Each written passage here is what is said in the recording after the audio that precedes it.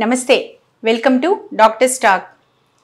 కొంతమందిలో చేతులు ఇలా వణుకుతూ ఉంటాయి, అట్లాగే ఏదైనా పట్టుకుందామన్నా ఇబ్బందిగా ఉంటుంది, నడవడం కష్టమవుతుంది, నడుస్తూ నడుస్తూ కింద పడిపోతూ ఉంటారు.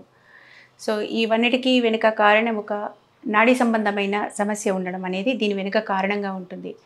మన దేశంలో కొంచెం అరుదుగానే కనిపించినప్పటికీ ఇది అంటే ఈ పార్కిన్సన్స్ అనే డిసీజ్ ఈ మధ్య కాలంలో కొంచెం ఎక్కువగానే కనిపిస్తోంది.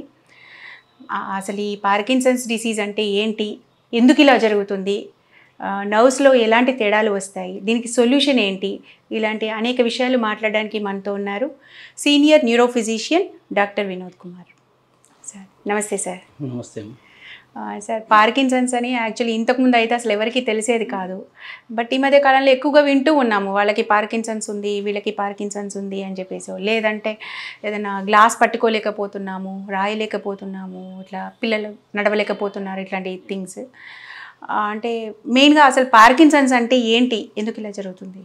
ఈ పార్కిన్సన్స్ అనేది ఒక రకమైన న్యూరలాజికల్ కండిషన్. అది బ్రెయిన్ లోపల ఉన్న నర్వ్స్ ఒక హార్మోన్ అనేది ప్రొడ్యూస్ చేయాలి, సో డోపమిన్ అని చెప్పేసి. ఆ డోపమిన్ ప్రొడ్యూస్ చేసే నరాలు క్షీణించిపోవడం వలన మనకు పార్కిన్సన్ సిమ్టమ్స్ అనేవి బయటపడుతుంటుంది. ఓకే, డోపమైన్స్ ప్రొడ్యూస్ చేసే నరాలు క్షీణించిపోతాయి.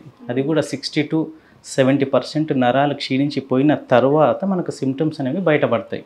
ఓకే, ఇట్లా అది ప్రధానంగా చిన్న మెదడు లోపల సబ్స్టెన్షియల్ నైగ్రా అని ఒక చిన్న పార్ట్ ఉంటుంది, సో దాని నుంచే ప్రొడ్యూస్ అవుతుంది. ఫస్ట్ ఆ లోపల ఉన్న నరాలు క్షీణించిపోవడం వల్ల పార్కిన్సన్స్ అనేది స్టార్ట్ అవుతుంటాయి.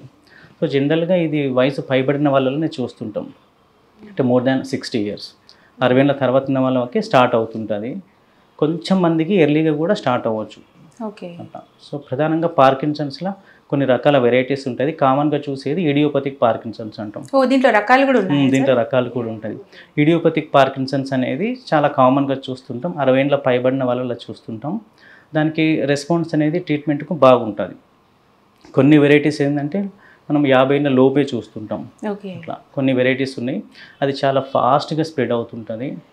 దానికి ట్రీట్మెంట్ కూడా ప్రాపర్గా ఉండదు.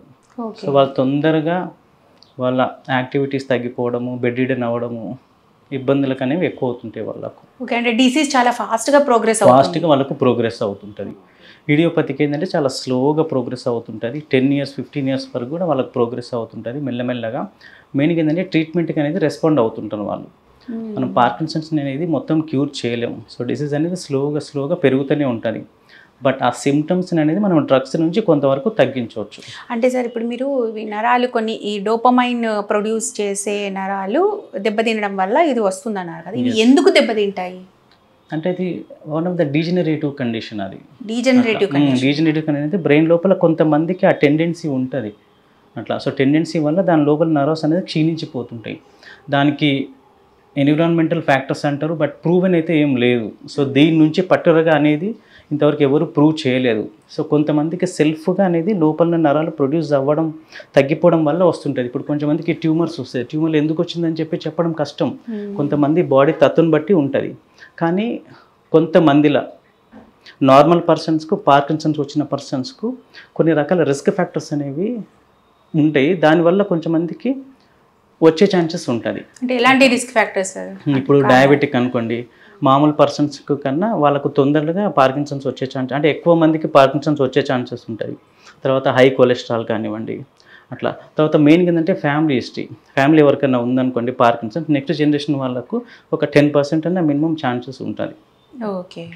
తర్వాత కొంతమందికి పెస్టిసైడ్స్ వర్క్ చేసే వాళ్ళకు, ఇన్సెక్టిసైడ్స్ స్ప్రే చేసే వాళ్ళకు, రూరల్ ఏరియాలో ఉన్న వాళ్ళకు, బావిలో ఉన్న వాటర్ తీసుకునే వాళ్ళకు కొంతమందిలో ఈ పార్కిన్సన్స్ ఫీచర్స్ అనేవి వచ్చే అవకాశం ఉంటుంది. అంటే ఏమైనా కెమికల్స్ నుంచి బ్రెయిన్ లోపల చేంజెస్ రావడం వల్ల వాళ్ళకి పార్కిన్సన్స్ అనేది వచ్చే ఛాన్సెస్ ఉంటుంది. నార్మల్ పర్సన్స్కి తర్వాత వీళ్ళకి తీసుకుంటే వీళ్ళల్లో నార్మల్ పర్సన్స్ కన్నా ఎక్కువ మందికి పార్కిన్సన్స్ వచ్చే అవకాశం ఉంటుంది. అట్లా సైంటిఫికల్గా ప్రూవ్ లేదు, కానీ స్టడీస్లో మనకు అనేది దీంట్లో తెలుస్తుంది. ఇది దీనికి ఎక్స్పోజ్ అయిన వాళ్ళక ఎక్కువ మందికి పార్కిన్సన్స్ వచ్చింది అన్నట్టు కొన్ని స్టడీస్లో అనేది బయటపడింది. సో కాబట్టి దాన్ని బట్టి రీజన్ అని కాజ్ అని చెప్పలేము, కాకపోతే అవి ఒక రకంగా అగ్రివేటింగ్ ఫ్యాక్టర్స్ లాగా తీసుకోవచ్చు. అట్లా కొంచెం మందికి స్మోకింగ్ వల్ల తగ్గుతుంటుంది, కాఫీన్ వల్ల తగ్గుతుంటుంది. సో కాఫీ అంటే కఫీన్, నికోటిన్ అట్లా. సో తర్వాత కొంచెం మందికి కాఫీ, ఈ రెండింటి వల్ల ఆ టెండెన్సీ అనేది కొంచెం మంది తగ్గుతుంటుంది. అంటే జనరల్గా అలవాటు ఉన్న వాళ్ళు సడన్ గా మానేస్తే వాళ్ళకి వణుకుడు వస్తుంది అంటారు. అది ఉంటుంది, అది టెంపరీగా ఉంటుంది, దాన్ని విత్డ్రాల్ సిమ్టమ్స్ అంటాం. వీళ్ళకి అంటే మేబీ అక్కడ కూడా యాక్షన్ అట్లా లేదు, అది అంటే రీజన్స్ అనేది తెలియదు. బట్ స్మోకర్స్ లా కెఫిన్ వల్ల పార్కిన్సన్స్ ఫీచర్ నార్మల్ పర్సన్స్ కన్నా తక్కువ ఉంటాయి. అచ్చా, మామూలుగా ఇప్పుడు ఇంకోటిసారి ఇప్పుడు డోపమైన్స్ జనరల్ గా మన ఎమోషన్స్ లో భాగంగా ప్రొడ్యూస్ అయ్యేవి కదా, అంటే హ్యాపీ హార్మోన్ అంటాం కదా దాన్ని. ఐ థింక్ అవి అంటే అయితే మేబీ అంటే యాక్చువల్లీ నా డౌట్, నా క్వశ్చన్ ఏంటంటే హ్యాపీ హార్మోన్స్ అంటాము. సో దానివల్ల డోపమిన్ ఎక్కువ అంటే నార్మల్ కన్నా ఎక్కువ ఉంది అనుకోండి, సో మూమెంట్స్ అనేవి అబ్నార్మల్గా ప్రొడ్యూస్ అవుతుంది అట్లా. సో డోపమిన్ లోపం వల్ల మనకు పార్కిన్సన్స్ ఏమవుతుంది అంటే వాళ్ళ ఫీచర్స్ అంత ఏంటంటే యాక్టివిటీస్ అన్నీ స్లోగా అయిపోతుంటాయి అట్లా. సో వాళ్ళు నడక స్లో అయిపోతుంటుంది, తర్వాత వాళ్ళ వాయిస్ స్లో అయిపోతుంటుంది అట్లా. సో యాక్టివిటీస్ అన్నీ స్లోగా అయిపోతుంటాయి. వాళ్ళు డ్రెస్ చేసుకోవడం స్లో చేస్తారు, తినడం స్లో చేస్తారు, తర్వాత ఫేషియల్ ఎక్స్ప్రెషన్ స్లోగా అయిపోతుంటుంది. వాళ్ళు తినడం కూడా స్లోగా అయిపోయి మింగడం కూడా ఇబ్బంది అవుతుంటుంది, వాళ్ళకు రైటింగ్ స్లో అయిపోతుంటుంది అట్లా. సో ప్రతి యాక్టివిటీ కూడా వాళ్ళకు స్లోగా అయిపోతుంటుంది. ఆ మజిల్స్ అనేది స్లో చేస్తుంది. ఓకే, ఏ పని చేసినా వాళ్ళు స్లోగా చేస్తుంటారు వాళ్ళు. శరీరం లోపల జరిగే జీవక్రియలు కూడా స్లోగా అవడం ఏమన్నా ఉంటుందా? మొటిలిటీ, ఇంటర్నల్గా మొటిలిటీ కూడా స్లోగా అయిపోతుంటుంది వాళ్ళకి. అందుకని కాన్స్టిపేషన్ కూడా ఎక్కువ ఇబ్బంది పెడుతుంటుంది వాళ్ళకు. అచ్చా, అంటే మరి ఊపిరి రిలేటెడ్ బ్రెత్ ఏమన్నా ఎఫెక్ట్ అవ్వచ్చు? మజిల్స్ స్లో అయిపోవడం వల్ల బ్రీతింగ్ ఇష్యూస్ కూడా వస్తుంటుంది వాళ్ళకు. అందుకని వాళ్ళకు రెస్పిరేటరీ ప్రాబ్లమ్స్ అనేవి కొంత ఏజ్ తర్వాత రెస్పిరేటరీ ప్రాబ్లమ్స్ వచ్చి వాళ్ళకు ఎక్కువ ఇన్ఫెక్షన్స్ వస్తుంటాయి. యాక్చువల్లీ నేను ఇందాక డోపమైన్ గురించి అన్నది ఏంటంటే, మామూలుగా డ్రగ్స్ తీసుకున్న వాళ్ళు, డ్రగ్స్ అవే అలాంటివి తీసుకున్న వాళ్ళలో డోపమైన్స్ హై డోస్ అయిపోయి, ఇప్పుడు మీరు ఇందాక అన్నారు చాలా హైపర్గా ఇలా అయిపోతుంది, హైపర్ మూమెంట్స్, హైపర్ కైనెటిక్ అవుతుంది అన్నారు కదా. అయితే ఇప్పుడు వీళ్ళలో తక్కువ అవుతుంది, డోపమైన్ తక్కువ ఇవన్నీ కూడా ఈ కెమికల్స్ బ్రెయిన్ రిలీజ్ చేసే కెమికల్సే కదా సార్, డోపమైన్స్, సెరోటోనిన్స్ ఇట్లాంటివన్నీ కూడా. అంటే ఇది ఒకటి తక్కువ అయిపోవడం వల్ల వేరే కెమికల్స్ ఎక్కువ తక్కువ అవ్వడము, అట్లాంటి ఇంబ్యాలెన్స్ ఏమన్నా వచ్చే అవకాశం? అంటే దీంట్లో ఓన్లీ పార్కిన్సన్స్లో ఓన్లీ 2 హార్మోన్సే ఇంపార్టెంట్. ఒకటేమో ఎస్టైల్ కోలిన్ అంటాం, ఒకటేమో డోపమిన్. డోపమిన్ తగ్గిపోవడం వల్ల వాళ్ళ యాక్టివిటీస్ అన్నీ స్లోగా అయిపోతుంటుంది, తర్వాత వాళ్ళకి షేకింగ్ అనేది వస్తుంటుంది. సో ట్రెమర్స్ అంటాం. ఆ షేకింగ్ రావడానికి ఎస్టైల్ కోలిన్ లెవెల్స్ హై అవ్వడం వల్ల వస్తుంటుంది. మిగతా హార్మోన్స్ దీనివల్ల డిస్టర్బెన్స్ ఏముండదు. సో మెయిన్గా ఏంటంటే మనకు పార్కిన్సన్స్ అనేది ఫస్ట్ ట్రెమర్స్తోనే స్టార్ట్ అవుతుంది అట్లా. సో ఒక భాగం మెయిన్గా హ్యాండ్ అనేది ఫస్ట్ షివరింగ్ అవుతుంటుంది. ఆ తర్వాత వాళ్ళు వాక్ చేస్తూ ఉంటే ఆ షివరింగ్ అనేది మనకు ప్రామినెంట్గా తెలుస్తుంటుంది. ఫస్ట్ రెస్టింగ్ ట్రెమర్ అంటాం, అంటే ఓన్లీ రెస్ట్లోనే షేకింగ్ ఉంటుంది, యాక్టివిటీస్లో తగ్గిపోతుంటుంది. ఆ తర్వాత మనకు సేమ్ పార్ట్ స్లో అయిపోతుంటుంది మూమెంట్. ఇప్పుడు చేయికి ట్రెమర్ స్టార్ట్ అయింది అనుకోండి, సో ఆ చేయి భాగమే మనకు మూమెంట్ స్లో అయిపోతుంది. అందుకే వాళ్ళు నడిచేటప్పుడు కంపేర్ టు అదర్ సైడ్ ఆ యాక్టివిటీ మూమెంట్ అనేది స్లో అయిపోతుంటుంది. వాళ్ళు ప్రాపర్గా హ్యాండ్ మూమెంట్ చేయలేరు వాకింగ్ అప్పుడు. సో దాంతో మనకు ఎక్స్టర్నల్గా తెలిసిపోతుంటుంది. అంటే ఇలా మూవ్ చేసేటప్పుడు ఇలా మూవ్ చేసేటప్పుడు ఇట్లా వణికిపోతుంటే తర్వాత మూమెంట్ కూడా చాలా స్పీడ్గా ఉండదు, చాలా మెల్లగా ఉంటుంది. లిటరల్లీ అసలు కొన్నిసార్లు అసలు మూమెంటే చేయరు, ఓన్లీ షివరింగే ఉంటుంది. ఈ హ్యాండ్ మూవ్ చేస్తుంటారు బట్ ఈ హ్యాండ్ ఓన్లీ షివరింగే ఉంటుంది. సో దాన్ని బట్టి మనం ఐడెంటిఫై చేస్తాం ఇనీషియల్గా. ఆ తర్వాత మెల్లమెల్లగా స్లో అయిపోతుంటుంది. తర్వాత హ్యాండ్ ఇన్వాల్వ్ అవుతుంది, తర్వాత లెగ్ ఇన్వాల్వ్ అవుతుంది. లెగ్ ఇన్వాల్వ్ అయినప్పుడు ఆ స్టిఫ్నెస్ వల్ల వాళ్ళు డ్రాగ్ చేస్తూ నడుస్తుంటే సౌండ్ వస్తుంటుంది, లిఫ్ట్ చేసి పెట్టలేరు అట్లా. ఆ తర్వాత ఇంకా మెల్లమెల్లగా స్లో అయిపోతుంటుంది, తర్వాత వాయిస్ స్లో అయిపోతుంటుంది. వాళ్ళు వాకింగ్ కూడా స్లో అయిపోయి పోస్చర్ అంతా కొంచెం బెండ్ అయి వాక్ చేస్తూ ఉంటారు. తర్వాత ఆ స్లో స్టెప్స్ పడుతూ ఉంటాయి వాళ్ళకు, అంటే వాళ్ళ లెంత్ని కూడా వాళ్ళు ఎక్కువ వేయలేరు. ఆ వాకింగ్ స్టెప్స్ కూడా మెల్లగా పడుతూ ఉంటాయి, అంటే ఆ లెంత్ అనేది తగ్గిపోతుంటుంది. చిన్న స్టెప్స్ వేస్తూ ఉంటారు, బేబీ స్టెప్స్ లాగా వేస్తూ ఉంటారు వాళ్ళు. తర్వాత వాళ్ళు సిగ్నేచర్స్ కానీ రైటింగ్ కానీ మొత్తం డిస్టర్బ్ అయిపోతుంది. స్లో యాక్టివిటీస్ వల్ల వాళ్ళ రైటింగ్ కూడా చిన్న అక్షరాలు అయిపోతుంది. వాళ్ళు ప్రాపర్గా రైటింగ్ రాయలేరు, తర్వాత సిగ్నేచర్స్ కూడా పెట్టలేరు. ఇప్పుడు దీంట్లో స్టేజెస్ ఏమన్నా ఉంటాయా సార్? అంటే ఈ సిమ్టమ్స్ నుంచి ఈ సిమ్టమ్స్ అయితే ఫస్ట్ స్టేజ్ తర్వాత ఎస్ అంటే దీంట్లో ఫస్ట్ ఎర్లీగా స్టార్ట్ అయ్యేది షేకింగ్ నుంచే స్టార్ట్ అవుతుంది. అట్లా షేకింగ్ నుంచి స్టార్ట్ అయిపోయిన తర్వాత స్లోగా మనకు స్టిఫ్నెస్ అనేది యాడ్ అవుతుంటుంది. అట్లా. సో ప్రధానంగా మెయిన్గా 3 సిమ్టమ్స్ ఉంటాయి. ఒకటి షివరింగ్ ట్రెమర్స్ అంటాం, రెస్ట్ ట్రెమర్స్. ఇంకొకటి ఏంటంటే బ్రాడికైనెస్ అంటే స్లోనెస్ ఆఫ్ యాక్టివిటీ, అన్ని మూమెంట్స్ అన్ని స్లో అయిపోతుంటుంది. ఒకటి స్టిఫ్నెస్ రిజిడిటీ అంటాం, ఆ రిజిడిటీ. తర్వాత లేటర్గా ఇంకా వాళ్ళు అంటే వాయిస్ స్లో అయిపోతుంటుంది, తర్వాత ఫేషియల్ ఎక్స్ప్రెషన్ స్లో అయిపోతుంటుంది, తర్వాత వాళ్ళ ఇంబ్యాలెన్స్ కూడా యాడ్ అవుతుంటుంది. నెక్స్ట్ వాళ్ళు నడుస్తుంటే టర్న్ అయ్యేటప్పుడు ఆ ఇంబ్యాలెన్స్ వల్ల వాళ్ళు అడుగులు తప్పటడుగులు వేసి పడిపోయే ఛాన్సెస్ కూడా ఉంటుంది. ఇంకా కొంచెం మందికి ఇంకా లేట్ స్టేజెస్లో వాళ్ళకు అంటే సైకలాజికల్గా డిప్రెషన్కి లోన్ అవుతుంటారు. కొంచెంమంది యాంగ్జైటీ సిమ్టమ్స్ యాడ్ అవుతుంటుంది. తర్వాత వాళ్ళకి మెమొరీ సిమ్టమ్స్ కూడా మధ్యలో వస్తుంటాయి. వాళ్ళకి స్లీప్ డిస్టర్బెన్సెస్ ఉంటాయి. బికాస్ ఆఫ్ స్టిఫ్నెస్ వల్ల స్లీప్ డిస్టర్బెన్స్ అవుతుంటుంది. పొజిషన్ మార్చుకోలేక కొంచెం మందికి సమ్ మూమెంట్స్ అబ్నార్మల్ మూమెంట్స్ స్లీప్లో యాడ్ అవుతుంటాయి వీళ్ళకు. సో వీటి వల్ల స్లీప్ డిస్టర్బెన్సెస్ కూడా వస్తుంటాయి. ఓకే. దాంతో పాటుగా అదర్ దాన్ దిస్ కొంచెంమందికి కాన్స్టిపేషన్ కూడా వస్తుంటుంది, మొటిలిటీ డిక్రీజ్ అయిపోయి. కొంచెంమందికి సెలవ ఎక్కువ కారుతుంటుంది, సైలోరియా అంటాం అట్లా. అలాంటి సిమ్టమ్స్ అన్నీ కూడా స్లోగా వాళ్ళకి యాడ్ అవుతుంటుంది. ఇప్పుడు దీనికి సార్ మామూలుగా మనకి కాజెస్ తెలియదు, జస్ట్ స్టడీస్లో మనం ప్రెసిపిటేటింగ్ ఫ్యాక్టర్స్లా అగ్రివేట్ చేసేవి అని అన్నారు కదా. అంటే బేసిక్ అండర్లయింగ్ కాజ్ అంటే కాజ్ అని అనకుండా అంటే ఏదో ఈ అబ్నార్మాలిటీకి ఏదో అంటే జెనెటిక్ రిలేటెడ్ కానీ ఆటోఇమ్యూన్ రిలేటెడ్ కానీ అట్లాంటిది ఏమైనా ఉందా, ఫైండ్ అవుట్ చేశారా? ఇప్పుడు మనం పార్కిన్సన్ అనేది ఇడియోపతిక్ పార్కిన్సన్స్ గురించి మనం మాట్లాడుతున్నాం. బట్ అదర్ దాన్ అంటే పార్కిన్సన్ సిమ్టమ్స్ కూడా కొన్ని కండిషన్స్ వస్తుంది. సో పార్కిన్సన్స్ మెయిన్గా ఒక ఏరియా బేసల్ గ్యాంగ్లియా అని ఉంటుంది. ఆ ఏరియా ఇన్వాల్వ్మెంట్ వల్ల మనకు లోపల నర్వ్స్ ఎఫెక్ట్ అవ్వడం వల్ల ఆ పాత్వేస్ ఎఫెక్ట్ అయిపోయి మనకు ఆ పార్కిన్సన్ సిమ్టమ్స్ కనిపిస్తుంది. కానీ కొంచెం మందికి ఆ ఏరియాలో ట్యూమర్ ఉందనుకోండి, సోయిటిమ్స్ ఉంటాయి. కొంచెం మందికి ఆ ఏరియాలో క్లాట్స్ ఉంది, బ్లడ్ క్లాట్స్ ఉన్నాయి. తర్వాత కొంచెం మందికి డ్రగ్స్ వల్ల వస్తుంటుంది, అట్లా యాంటీసైకోటిక్ డ్రగ్స్ వల్ల. అవి కూడా డోపమిన్ అనేది బ్లాక్ చేస్తుంది.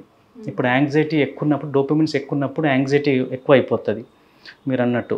సో మనం యాంగ్జైటీని తగ్గాలంటే డోపమిన్ని తగ్గించాలి. డోపమిన్ ఎక్కువ తగ్గించినప్పుడు డోపమిన్ ఎక్కువ బాగా తగ్గిపోయి పార్కిన్సన్ సిమ్టమ్స్ అనేవి బయటపడుతుంది. అవి మనం డ్రగ్ ఇండ్యూస్డ్ పార్కిన్సన్స్ అంటే పార్కిన్సన్ సిమ్టమ్స్ అంటాం. అంటే మెయిన్గా ఏంటంటే ఎక్స్ట్రా పిరమిడల్ సిమ్టమ్స్ ఇవన్నీ కూడా అట్లా. సో ఇవి డ్రగ్ ఇంజరీ కావచ్చు, తర్వాత ఆ ఇన్ఫెక్షన్ వల్ల ఆ ఏరియా డ్యామేజ్ అయినప్పుడు రావచ్చు, తర్వాత ట్యూమర్స్ నుంచి రావచ్చు, క్లాట్స్ నుంచి రావచ్చు, బ్లీడ్ నుంచి రావచ్చు. ఇలా కొన్ని ఎక్స్టర్నల్ కండిషన్స్ ఉన్నాయి. ఈ కండిషన్స్ మన కండిషన్ని ట్రీట్ చేస్తే పార్కిన్సన్ సిమ్టమ్స్ కూడా రిజాల్వ్ అయిపోతాయి. ఓన్లీ టెంపరీగా మనం డ్రగ్స్ ఇస్తాం, తర్వాత ఆ కాజ్ని ట్రీట్ చేసినాం అనుకోండి, ఆ తర్వాత లాంగ్ టర్మ్ మెడికేషన్స్ అనేవి అవసరం పడవు. దాన్ని మనం డ్రగ్ అంటే ఎక్స్ట్రా పిరమిడల్ సిమ్టమ్స్ కింద తీసుకుంటాం, not a classical Parkinson's. Okay. అంటే జెనెటికల్ సో జెనెటిక్ ఎస్. నార్మల్గా పార్కిన్సన్స్ ఎప్పుడు కూడా అబోవ్ 60 years తర్వాతనే వస్తుంటుంది. లెస్ దెన్ 50 years వచ్చింది అనుకోండి, మనం జెనెటిక్ కండిషన్స్ కూడా ఎవాల్యుయేట్ చేసుకోవాలా అట్లా. సో అది 20 yearsలో రావచ్చు, 20 years నుంచి 45-50 years లోపు ఎవరికైనా రావచ్చు. ఇప్పుడు యంగ్ పేషెంట్కు పార్కిన్సన్ సిమ్టమ్స్ వచ్చినాయి, స్కాన్ నార్మల్గా ఉంది అంటే we have to evaluate genetically.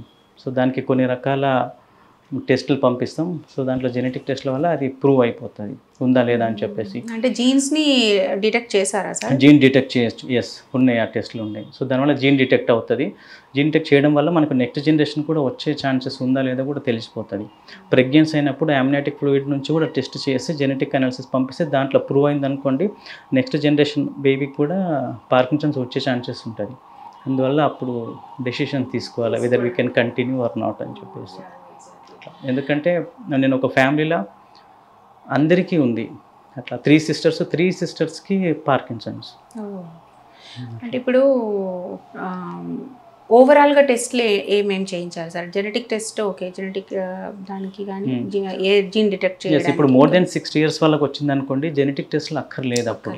మామూలుగా ఇప్పుడు దీన్ని డయాగ్నోస్ చేయాలి అంటే ఎలాంటి టెస్ట్లు చేస్తారు నిర్ధారణకి? అంటే జనరల్గా ఏంటంటే మనం దీనికి స్పెసిఫిక్గా డయాగ్నోసిస్ అనేది ఏమి ఉండదు, ఓన్లీ ఇస్ క్లినికల్ డయాగ్నోసిస్. మనం సిమ్టమ్స్ని బట్టి మనం డయాగ్నోస్ చేయొచ్చు.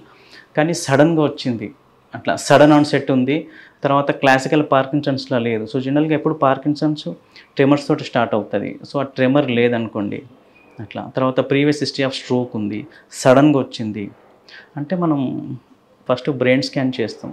అట్లా బ్రెయిన్ స్కాన్లో ఆ ఏరియాలో ఏమన్నా ఇన్వాల్వ్మెంట్ ఉందా లేదా చూసుకుంటాం. దాంతోపాటుగా వాళ్ళు ఏమైనా డ్రగ్స్ యూజ్ చేస్తున్నారా అని చెప్పేసి. ఎందుకంటే కొన్ని గ్యాస్కి సంబంధించిన ట్యాబ్లెట్ లిజురేడ్ అని ఉంటుంది. సో దానివల్ల కూడా మనకు పార్కిన్సన్ సిమ్టమ్స్ ఉంటాయి. యాంటీసైకోటిక్ సైకాట్రిక్ ట్రీట్మెంట్ తీసుకున్న వాళ్ళ చాలా కండిషన్స్లో మనం డ్రగ్స్లో ఈ పార్కిన్సన్స్ ఫీచర్స్ అనేవి వస్తుంటాయి. అందుకే సడన్ ఆన్సెట్ ఎప్పుడు వచ్చినప్పుడు కూడా మనం ఎవాల్యుయేట్ చేయాలి. ఎవాల్యుయేట్ చేసి కాజ్ ఐడెంటిఫై చేసి దాన్ని ట్రీట్ చేసి దాన్ని స్టాప్ చేస్తే సరిపోతుంది. కొన్ని డేస్లో సెట్ అయిపోతుంది. లేదు సివియర్గా ఉందంటే కొన్ని మెడికేషన్స్ మనం స్టార్ట్ చేస్తే సిమ్టమ్స్ అనేది తగ్గించవచ్చు. తర్వాత కాజ్ కూడా తీసేస్తాం. మనం ఇటియాలజీ అంటే దేని నుంచి వచ్చిందో ఆ డ్రగ్ తీసేస్తే స్లోగా సెట్ అయిపోతారు. కానీ కొంతమందిలో కాజ్ తీసినా కూడా ఈ సిమ్టమ్స్ అనేవి పర్సిస్ట్ ఉంటాయి.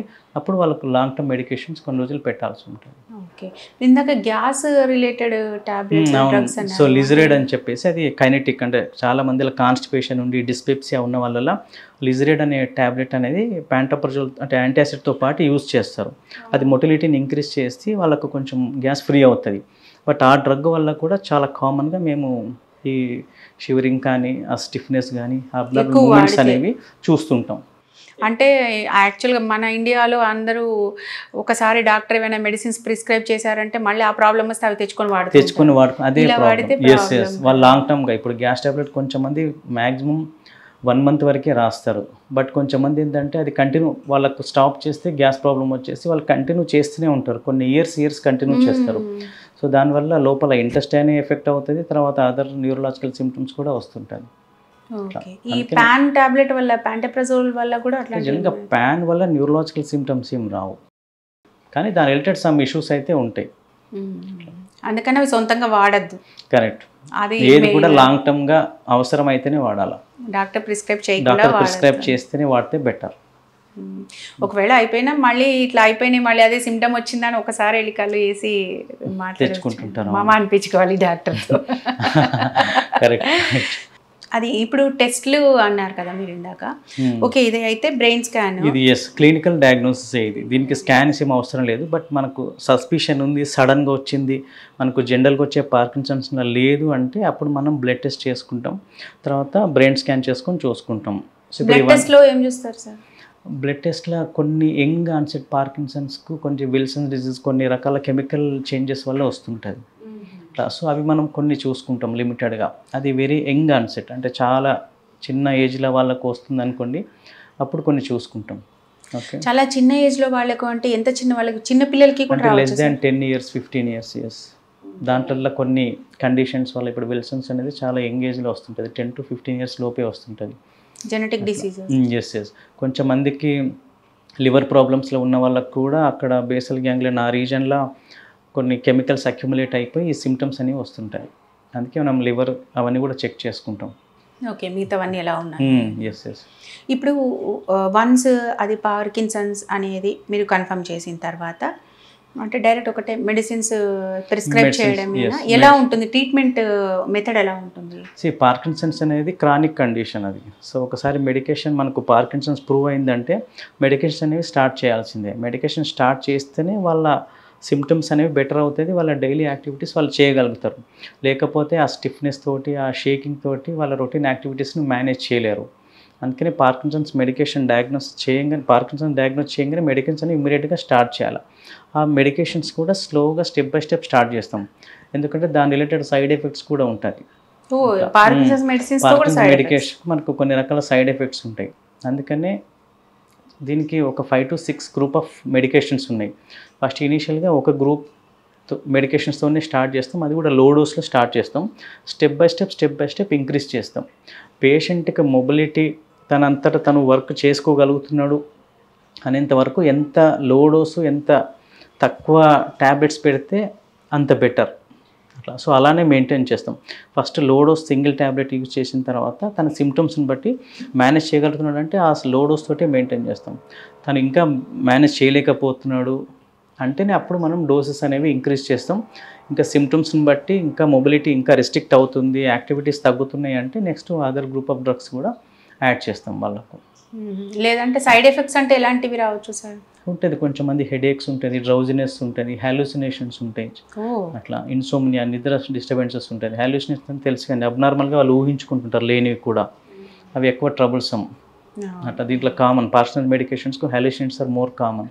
తర్వాత కొంచెం మందికి నిద్ర డిస్టర్బెన్సెస్ ఉంటుంది, ప్రాపర్గా స్లీప్ రాదు వాళ్ళకు. అందుకని మనం ఆ టైంని బట్టి అడ్జస్ట్ చేస్తుంటాం. ఇప్పుడు రెగ్యులర్గా వాడే ట్యాబ్లెట్స్ కొన్ని మెడిసిన్స్ అనేవి లాంగ్ టర్మ్ యూజ్ చేసిన తర్వాత కొన్ని రకాల అబ్నార్మల్ మూమెంట్స్ వస్తాయి.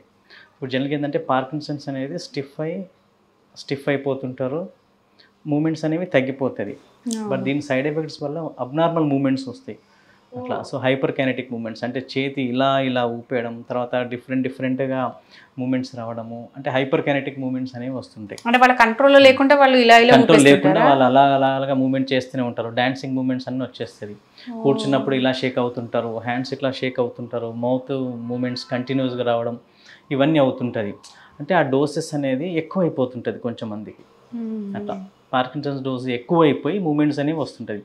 అప్పుడు మనం ఐడెంటిఫై చేసి ఆ డోసెస్ అనేవి తగ్గిస్తూ కొంచెం గ్యాప్ ఇస్తూ అట్లా ఇంటర్వెల్స్ ప్రకారం అట్లా మేనేజ్ చేయాలి. అట్లా కొంచెం మందికి నార్మల్గా ఈచ్ డ్రగ్ 4 to 5 hours పనిచేస్తుంది. కొంచెం మందికి 2 hours 3 hours లోపే డ్రగ్ అయిపోతుంది.